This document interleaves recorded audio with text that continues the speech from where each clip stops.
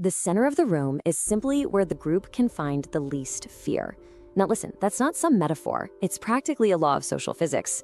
Underneath every meeting, every crisis, every negotiation, there's this hidden current, and it's what determines who truly leads. It's a silent transfer of power that has absolutely nothing to do with titles or org charts. It operates on one single fundamental principle of our psychology: our desperate, primal need for certainty when we're staring into the unknown. Just let that sink in for a second. The real center of influence isn't the loudest voice. It's not the person with the official title. It's the point of maximum psychological safety. You know, most people never see this system operating, but they feel its effects every single day.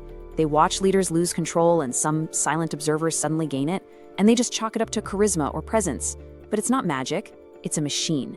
And in this explainer, we're going to pop the hood on that machine. We're going to break down, step by step, how influence is quietly handed over to the calmest person in the room, and how you can learn to see it, navigate it, and maybe even leverage it.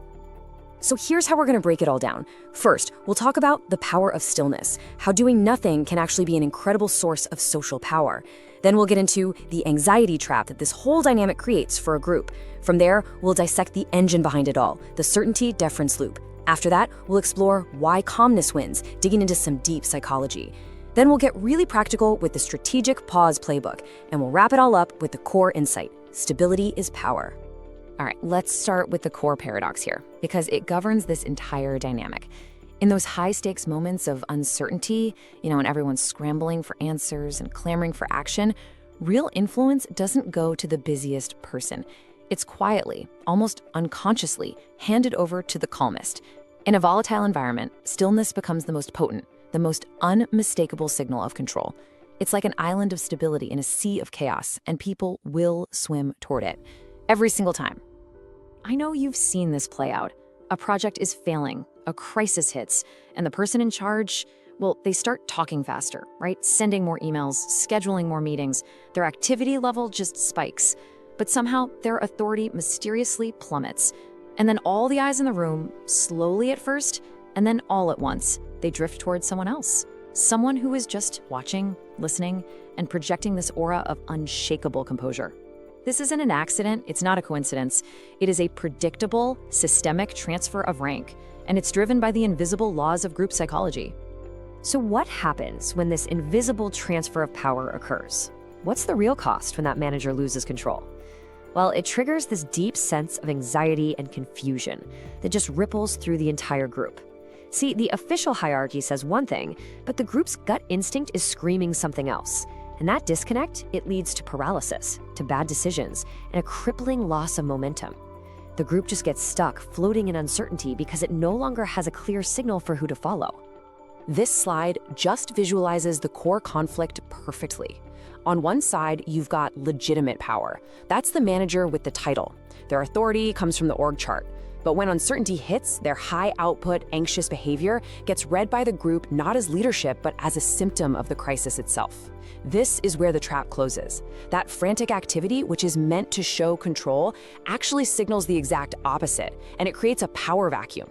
And on the other side, referent power emerges. This is the calm center. Their power isn't assigned, it's granted freely by the group. Because in a storm of anxiety, their composure provides the one thing everyone desperately needs: a sense of safety. This whole dynamic leads to this profound psychological discomfort that we call identity threat. For the high achievers in the group, the people who thrive on effort and getting things done, this is deeply unsettling. They're forced to confront a really brutal truth. In this specific situation, all their hard work, their long hours, their flurry of activity, it just doesn't matter. Their value, their status, is being judged entirely on their projected composure. And that mismatch between effort and reward feels unfair, and it creates this emotional imbalance that can absolutely poison a team's culture. Okay, so we get the problem and the anxiety it creates. Now let's analyze the system behind it. How does this power transfer actually work? Because it's not just an emotional whim or some moment of inspiration. It is a predictable, mechanical process. It's a feedback loop, an engine that's fueled by the group's desperate, biological need for certainty. Every single status shift begins with a trigger. We call it precipitating ambiguity. This is that crisis moment. The budget gets cut, the client is furious, the product launch fails, the data makes no sense. It's any situation that destabilizes the group and makes the path forward feel terrifyingly unclear. And it's that ambiguity that creates a powerful psychological need for an anchor, for someone who seems to know the way through the storm. This visual perfectly illustrates the core mechanic. Here's the leverage point. The collective anxiety of the group acts like a vacuum. It just pulls at the social fabric, desperately searching for something stable to hold on to. The person projecting the lowest anxiety, the most composure, naturally fills that void. They don't have to fight for it, they don't have to argue for it. The group's own fear does all the work, pulling the center of influence directly and inexorably toward them. Now let's break down exactly how this transfer builds into a self-reinforcing loop. It all starts with step 1. An individual displays what we call conspicuous calmness. In a room full of tension, their non-reactive posture is impossible to ignore. It screams safety and control. This leads directly to step 2. The anxious group, looking for relief, offers voluntary deference. They quiet down when this person speaks. They angle their bodies towards them. They look to them for cues. And then, in step 3, this deference acts as a powerful social reward, reinforcing the calm person's composure, making them feel even more centered. And this completes the loop in step 4, where they gain undeniable control of the group's attention. The whole conversation now flows through them, cementing their new, unstated status as the leader. So why is this so unbelievably powerful? Why does our brain, across cultures and contexts, instinctively connect stillness with leadership? Well, it's because in moments of chaos, our rational, analytical minds take a back seat. We fall back on these primitive, time-tested mental shortcuts to figure out quickly, who we can trust to get us through the danger. The calm individual, whether they're doing it on purpose or not, is basically tapping into 3 powerful shortcuts hardwired into our brains. First up is the authority bias. Our brain uses a simple ancient rule of thumb. The one who's calm in a crisis must be competent and in control. We just automatically assume they know something we don't. Next, the halo effect kicks in. Our minds take that one powerfully attractive trait, their composure, and we generalize it. We unconsciously decide that if they're this calm, they must also be smarter, more strategic, and a better leader overall. But the third shortcut, well, that's the most powerful of all. They reduce the group's cognitive load. Think about it. Being uncertain it's exhausting, right? It places a massive strain on our working memory, our cognitive load. Thinking through chaos is hard work. So when someone provides clarity or even just a sense of stability that lowers the anxiety in the room, they are giving the group a profound psychological reward. They're lifting a heavy mental burden. And that feeling of relief is so immediate and so powerful that the group is willing to pay for it with its most valuable currency, deference and influence. This is the moment control shifts, when the group's gaze transfers from the source of anxiety, the frantic manager, to the new source of certainty. All right, so now we shift from theory to practice. Understanding the system is one thing, but navigating it in the real world is something else entirely. We're going to break down a specific set of tactics for either claiming this calm center for yourself or for defending your own leadership position against someone who's using it, consciously or not, against you. This is really the essential question, isn't it? And look, this is not about manipulation.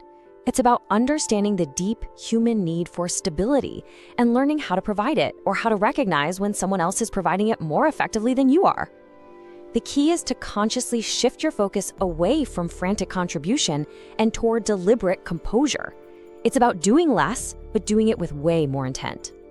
So the primary tool in this playbook is the strategic pause. When that moment of crisis hits, that awkward, tense silence will fall over the group. Your social instinct, and everyone else's, will be to rush in and fill that void with words. The strategic move is to do the opposite.